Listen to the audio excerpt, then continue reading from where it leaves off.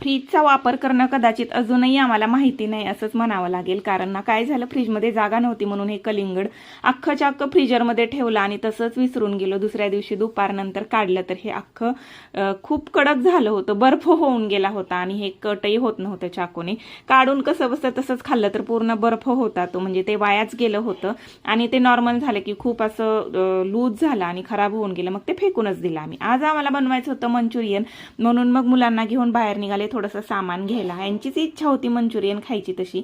म्हटलं ठीक आहे चला, कधी मध्ये अधूनमधून मुलांना पण सोबत बाहेर शॉपिंगला घेऊन गेलं ना तर त्यांनाही थोडंसं बरं वाटतं, काही गोष्टी शिकायला भेटतात त्यांना, तरी कोण घेऊन जाणार ना, आपण नाही तर.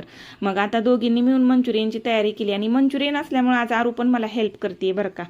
आणि मुलांना कसं असं काही वेगळं केलं की त्यांना खूप आवडतं. दोघं जण इथंच किचन ओट्यावर बसून राहिलेले आहेत, कदाचित हे खाऊनच ते उठणार आहेत वाटतं इथून.